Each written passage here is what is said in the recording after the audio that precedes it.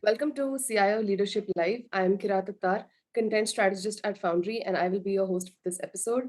Our guest today is Girish Hadkar, Vice President and Head IT at Tata Realty and Infrastructure. Girish, such a pleasure to have you with us for this edition of CIO Leadership Live. Hi, Kiran. Pleasure to be here. Yeah. All right, let's jump in. Girish, please, could you tell us about your role and responsibility at Tata Realty and Infrastructure? Sure. So, quickly, what Tata Realty is all about. Tata Realty, we are a real estate developer organization. We are primarily into two lines of business. We sell residential houses. So, your home is being built and sold by us. And we are also in the business of leasing out commercial spaces. So, these are our primarily two lines of business. Specifically, I handle the IT and digital technologies portfolio for Tata Realty. Any technology interventions across all functions that happen in the organization are driven by me and my team here. So that's about me. All right, understood. Every digital intervention at your business is something that comes under your domain. Yeah. Um, so let's try to explore some of the technologies that have been taking center stage for corporations today. For instance, what role does data and analytics play in Tata Realty and Infrastructure? And how are you ensuring the ensuing privacy issues of sensitive customer and financial information be mitigated? Perfect. Yeah. So, as it goes with all organization, analytics is really pivotal for our organization as well. And around 3 years back, we understood that this is really going to be the game changer. So currently, okay. So what we can do is, if you actually take a look at analytics, we can break it into two parts. One is the analysis of all the previous data that you have, and second is the real time analytics that you need. Now, we had two different systems dealing originally, and what we did is, okay, we said, okay, we need a solution which caters to both of this, and that's why we moved on to the Azure Analytics stack, the Microsoft Azure Analytics stack. So we have data from all different source systems, including the data which is available publicly, getting into a single data warehouse which is created. And over the last 3 years, we have graduated firmly across our journey from descriptive to prescriptive. So we have a lot of descriptive dashboards with guided analytics. So diagnostic also gets covered a lot. And currently we are getting the predictive analytics and some amount of prescriptive analytics being developed. So that's the roughly our journey in analytics. The second part that you said, and which is more important, is the sensitivity of the data. And with the law coming in, it's become more important only. Again, to tackle that, we have divided it into three parts. Now, the first part is uh, the data that is available in the source system. Then the data gets into the warehouse, and then that data is viewed and downloaded. Now, if you take that journey, uh, we have ensured that the sensitive data gets masked in the system, so it's not visible to the people, who even those who are authorized.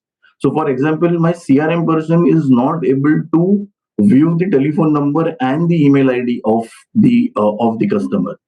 It's available, and it's available on the Salesforce platform. If he wants to call, it gets routed to the telephony platform. If he wants to send an email, automatically an email goes through the Salesforce platform. So that's the way we have managed security. In addition to that, uh, we are in the process of implementing Salesforce Shield and Salesforce Customer 360 Privacy Center. So that only helps us further ensure that all the needs, or all that governance that is warranted by the law is being catered to. The second part, when we come to the view rights are based on rules and authorizations. So only the individual that is supposed to view that information gets to view that information. And for the information that that individual gets to download, the few individuals who get to download, we have Azure AIP implemented. So automatically it gets graded as a sensitive document. If that person has to change it to general, through which he can send it to different people, then a log gets created and the person has to give a reason saying why he is qualifying this as a general document.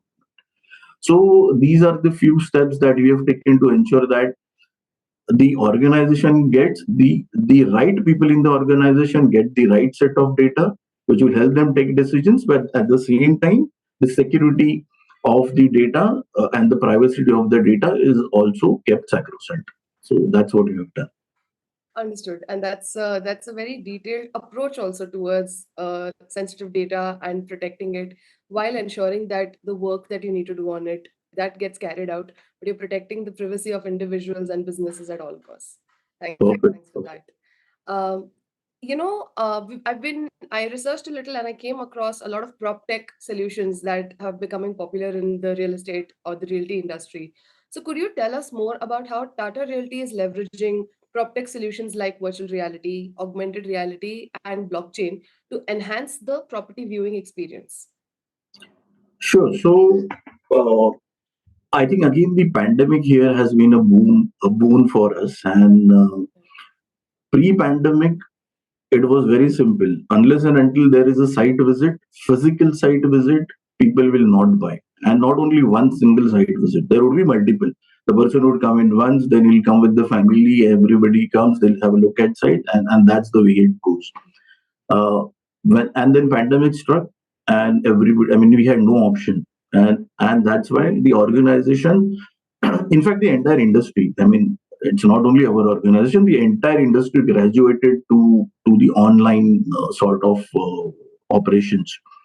So there we have, so what we have done is the virtual walkthroughs is available on the website, and people can go do virtual walkthroughs. So that's been happening for quite some time now. Post pandemic, yes, people have again wanting to be back to the site, have a look and feel. But those early selling conversations, the early evaluation of the properties is getting done through the VR walkthroughs. However, what we feel is for the second part of our business, the commercial business, we are betting in a huge way on the metaverse. And I think uh, the solutions like metaverse are going to mature faster for a B2B environment than for a B2C environment, at least for our sort of business. And if you see, um, so in commercial spaces, what we do is we have this large floor plates, 1 lakh, 2 lakh, 3 lakh square feet. In fact, we have customers who come and take entire lease out entire buildings from us. Now, when that customer walks in, he would like to understand how does his furniture fit in over there. How do the interiors pan up? How would his different functions sit? Where would be the server room? So all this is possible on metaverse. People across different geographies can get on a single call, and through different and you can have artifacts available over there which they can place and have actual feel of what's going to be the future. And in addition to that, today metaverse is allowing you to get somebody added on a video call. So it's a culmination of the physical world and the real world. And Microsoft HoloLens again is doing great work in addition to Oculus and other yeah. But huge traction on that front, and we are so we have already started POCs, and we are very sure that this is something which will get implemented and adopted much faster than the B2C space. Understood. uh, what has the customer response been like to incorporating such effective technology like the VR walkthrough and metaverse? What have they been responding? Yeah, so for the commercial business, I mean, that's a solution that we're already looking at. And if you see, we have two type of properties. One which is ready for fit outs, and then one where we just have the bare shell land, and you come over there, and even when you do a site visits, there's just one sample flat for one configuration available. You are not able to see anything else. Now, with these technologies, the customer is able to visualize the entire project.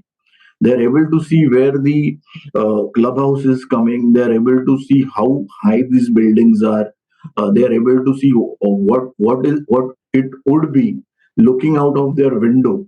I mean, tomorrow when computer vision comes in and brain computer interface comes in, we actually would have a scenario where we can make you're saying standing on the 72nd floor and you have the clouds coming into through your window. You could actually feel the moistness and the cold feeling on your face. I think that's where the industry is moving, and customers absolutely love it. I mean, you actually get to see beyond just models, and not even see. I mean, I would say you actually get to experience a lot of things.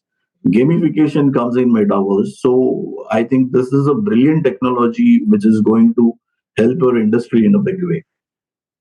Understood. And what an exciting time for the industry with all of these things. Absolutely, absolutely, yeah, absolutely, very true.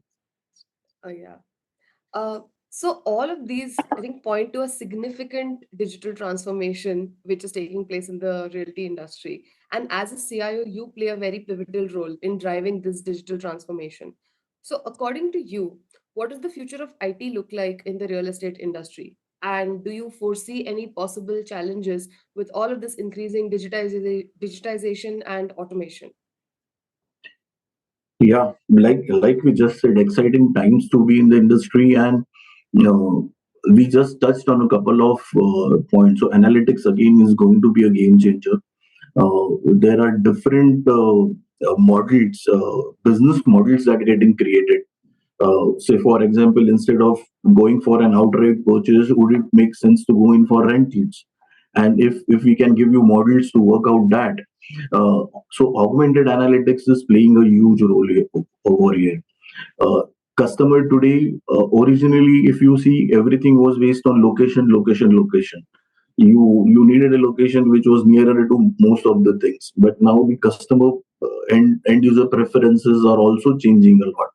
People want biophilic homes. I mean, they want to feel amongst nature. So how do you understand all that? And that's why that and with that in mind, so the social listening platform, the customer data platforms, now these are the areas which are going to get more and more prominence. I mean, we have also started on our journey of building in a customer data platform on Salesforce, CDPs as you call them. That's going to be very important, and the most important part would be how would you deliver human experiences in the digital world.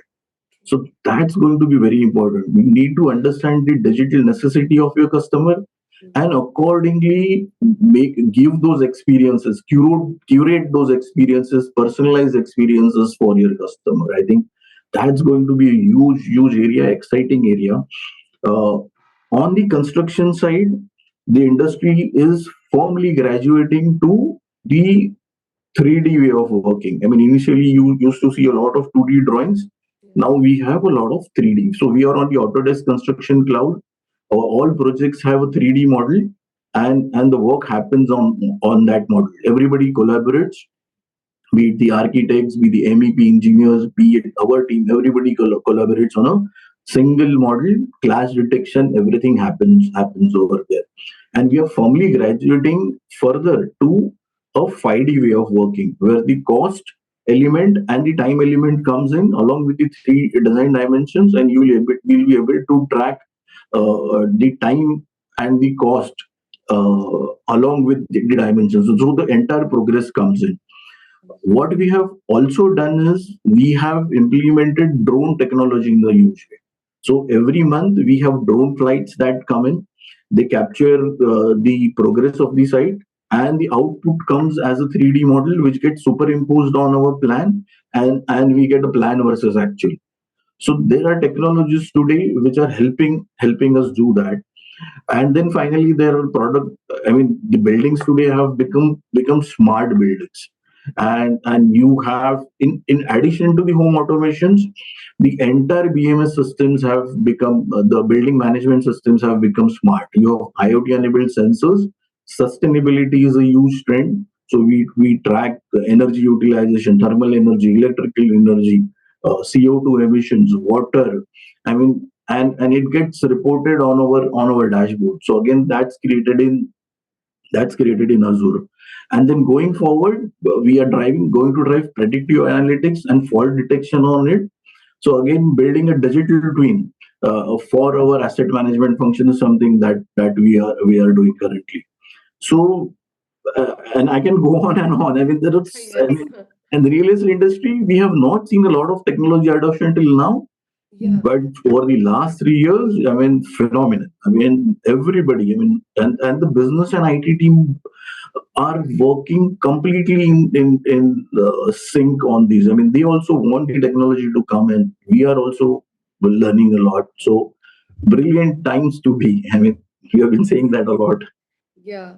No, but absolutely, absolutely understand your point that business IT alignment needs to be there when you want to make such big changes. And it Hmm. hasn't been a very, quick to adopt technology sort of industry before because the huge trust factor involved, huge capital involved, slow pace of things. But all the technology that you've talked about so far has been very, very interesting.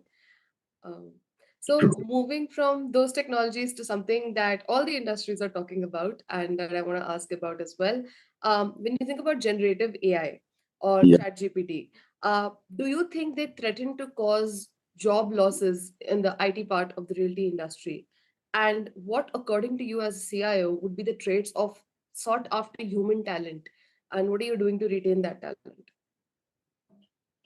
No, so perfect. I mean, everything boils down to all discussions, all business meeting, everything boils down to a chat GPT. I mean, it's now become panacea for all ails, and I think uh, that's the way. But I think uh, chat GPT is only here to help. Any technology is only here to help, and I don't foresee technology taking away jobs. It just needs that the individual needs to upgrade. That's all. And we have seen that multiple times. And we have seen so many technologies coming in, and people have just upgraded themselves and adopted and adapted to the way of working. On our front, I'll tell you what we have done. What we have done is we have broken this analytics journey. Sorry, we have broken this AI journey in three distinct steps. We said, okay, the first step for us is going to be the AI. Assistive AI meaning where the AI will help my team member or the stakeholders. So see, there are three stakeholders that we have. You have the employees, the customers, and the partners. So in the first step, it's going to help my employee. AI is going to help my employee deal better with the customer and partners. It's going to feed in them that information. So product solutions like Microsoft Copilot comes in. We have already enabled ChatGPT, the uh, the Microsoft paid version for all our employees. So the people have hang of it. People have started using it over the last 3 to 6 months. So that's available, the secured Azure AI part.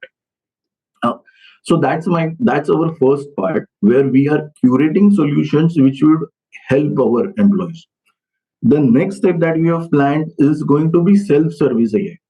Now, if the customer is calling my employee and that employee is using AI's help to provide that information, why not take the next step and make it available to the customers themselves? So a lot of things can go on to the self-service mode. The customer can interact with the AI and get it done on their own.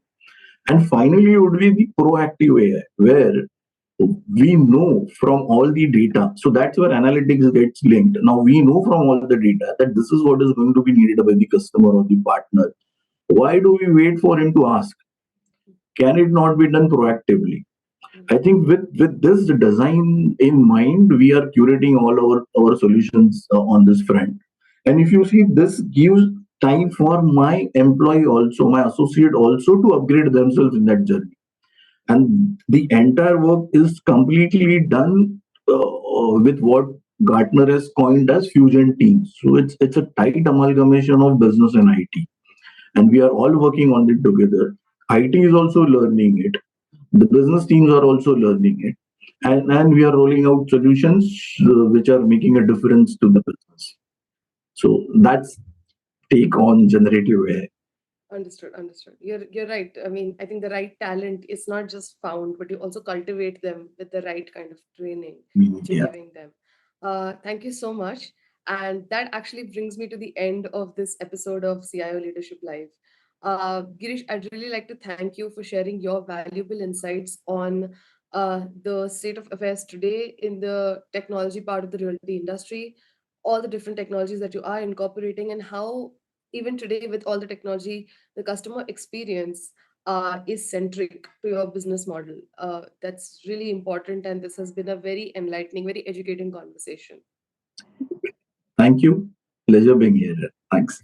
Thank you.